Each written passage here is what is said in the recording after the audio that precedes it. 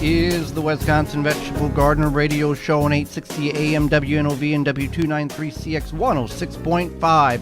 Wherever you may be listening, however you may be listening, whether through those particular stations, the TuneIn app, the Simple Radio app, the radio tab on the WisconsinVegetableGardener.com website, or anywhere in between.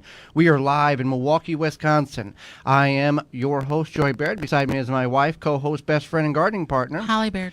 The WisconsinVegetableGardener.com is your destination for all things gardening, containing now over 950 garden videos, short and long format, digital magazines, Twitter, Facebook, Instagram, and a whole lot more.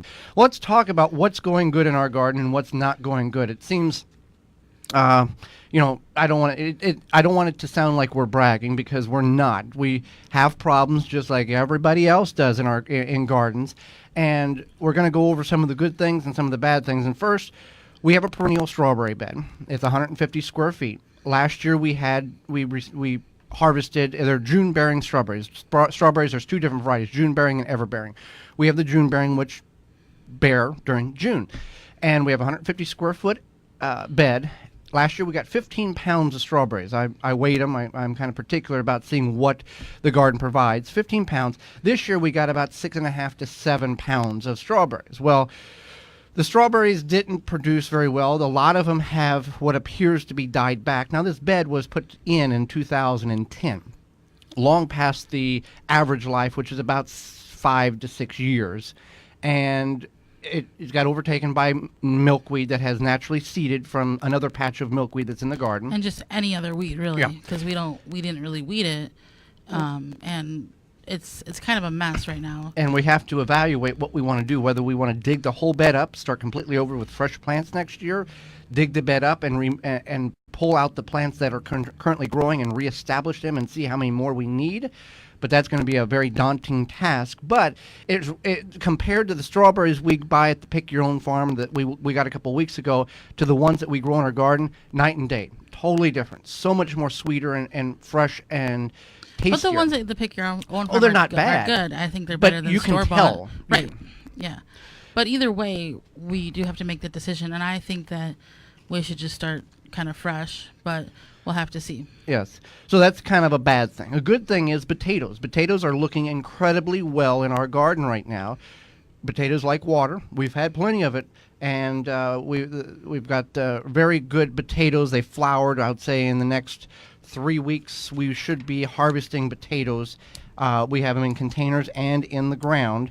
And both look incredibly well compared to what we've had in years past. And if any of this sounds similar or different to you, please feel free to tweet to us or call in at 444-5250 or send us an email. We're interested to know the same. Like Joey mentioned, we're getting a lot of the weeds, which a lot of people are saying, but who knows what everybody else is experiencing. Sunchokes are good, which is not a very popular crop. That's a root tuber that's related to the sunflower that's edible. It's good for diabetics. Talk with your physician about that before you decide to consume them. Beets and carrots, doing okay. They're not super due, but they're okay. Tomatoes, we've already got a couple tomatoes. The tomatoes are doing okay, or doing good. They look very, very good. Which is great. That's definitely something and I keep saying, we get a lot of water, which that's the key to all of this. A natural penetrating rainwater, it'll saturate the soil and be more evenly distributed than if you just had a soaker hose or you just sprayed it with a water hose for 20 minutes. It's just the way nature works. It's so much better. Is there, when it comes to something like the beets and carrots, since they're just doing okay, do you think there's a reason why? Well, we have them in containers, and the containers do dry out much, much quicker than the actual ground, and we did lack on watering the containers for a while, and that did stress the carrots out, and the beets are a hit and miss. I'm not really quite sure why the beets are not as prevalent as they should be. Now, we're going to plant more beets today in where the peas were. That didn't do very good, and we'll talk about that. So when you hear what didn't do good, we're not, PBS or HGTV, where P. Allen Smith, where there's never a fail and everything's perfect and rainbows and lollipops. It doesn't happen that way.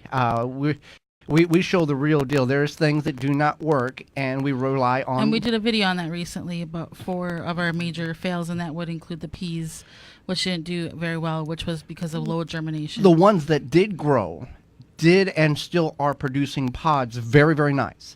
But that's only probably about 20% germination of what we actually planted. And the reason being, it wasn't because M.I. Gardner's seeds were bad. It was because we didn't use a lot of his seeds. We tried to save seeds from last year, and they were very small, and they just didn't have the germination capabilities of what good, healthy seed peas should have. So that was our fault. And again, we planted them earlier than we probably should have because the soil was moist and extremely cold. Peas can take very cold temperatures, but I think we were too far beyond that, and we waited. We should have waited longer. Right, and one thing we have listed here is the garlic, which we just harvested last week, and that was definitely kind of hit and miss. One bed we had really good garlic, and the other it was just kind of sad. Which that bed that we and the video came out on Tuesday of that, this past Tuesday. It's on the website.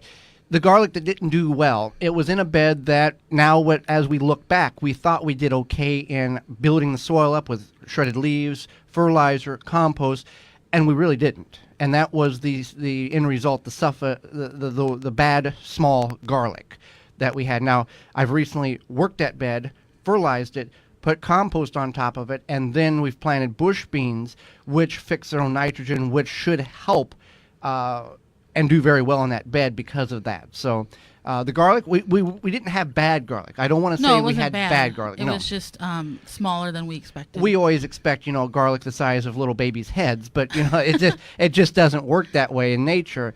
We always have a high expectation. When we go below that, we're a little disappointed, and then we try to figure out why it didn't do what we had hoped it would do. Bush beans are now doing very, very good. Pole beans are doing now very, very good. But we had a rough start with those because of cutworms, snails, and I believe it was slugs that were eating holes in the leaves and really hurting them. So I had to replant several of them twice in order to get those established. And one thing that's doing really well is the celery. Celery is absolutely, if you like celery, we got plenty of that. A lush green, beautiful celery. Cabbage did no good at all, which we had very little success with cabbage. But also, Hollywood, at farmer's market, you can buy like a 10-pound head of cabbage for like $2. Is that well? It just kind of depends on when and where you go. But yeah, you can find cabbage for pretty cheap at the farmer's market. And you want to realize that for us, we don't grow broccoli or cauliflower because we can't. It just doesn't work for us. But we can buy it for very inexpensive at the farmer's market, and we can utilize that space for something more important, like a tomato plant that will produce 15 to 20 pounds of tomatoes over a growing season. Same thing with cabbage. It's we play around with one or two plants, and every year we try to learn a little bit more. But sometimes it's just you've got to know what your limits are and the space you have available, and go, I can put something more productive in this spot with them. One thing I want to touch on was the leaf miners. Leaf miners are a moth or a fly. Well, what they are the larvae from flies and moths are laid onto the leaves of things like, it was on our Swiss chard, and it can be on greens. And then what happens is those larvae hatch, and then they basically suck the life out of those greens. Right, and you'll have patchiness of dead leaves as well as then patchiness of green leaves. It eats the cell walls and destroys chunks of leaves of your plants, and it can actually hurt. If enough get in there, it can kill the plant because the plant doesn't get the sunlight that it needs to photosynthesize. So that is something you can cold pressed neem oil will fix that by spraying cold pressed neem oil on that. Also, if you use a floating roll cover at the time of planting, that will work. Also, as we get later on in the season, we'll talk more about what we can plant right now for fall. That should not hurt as bad because a lot of those reproductive cycles are about over for those early or for those insects. So we don't have to worry that much about having that effect on the plants. And real quick, we planted that rhubarb in the container. We always talk about rhubarb. That's like the number one thing we talk about on this program, rhubarb. I'm not sure why, but anyway. It got wind damage because it was in that container, and because it was elevated about 18 inches off the ground. We had it looked really good this spring, and then after, end of June, then it started to just look worse, and I think it's because of the wind damage. So if you ever do try the rhubarb in a container, you might want to consider putting it next to a house or a shed or something, or a garage, to help reduce that wind damage. So those are just some of the things that have done good for us, and then some of the things that have not done good for us. And the weeds, we talked about that earlier. Since it's rained, it works very well to remove the weeds and getting all the roots with a garden fork or a trowel. You want to get all those root follicles out because those will repropagate new plants. But now is the time, take one bed or one section at a time, and that's what we are going to be doing, taking a little bit at a time and working through the garden and evaluating where the weeds are and why they're there and trying to put some type of reasoning behind that. If you're in the Milwaukee or surrounding areas, just tune your radio to 860 AM or FM 106.5. You can also find links on our Facebook pages, The Wisconsin Vegetable Gardener and Home Canning. Our website, thewisconsinvegetablegardener.com, click on the radio tab at the top of the page, then click on the Listen Live button, and you'll have immediately access to our live program. Mobile devices work very well also. Go to your app store and download for free the TuneIn app or the Simple Radio app. Then search WNOV 860, save it to your favorites, and you can have access to our radio show live wherever you're at in the world. Our radio program will also have podcast replay under the radio tab several days following the live broadcast. You can find all of these links in the show notes below. Our show airs 9 to 10 a.m. Central Standard Time every Saturday, March through the end of October.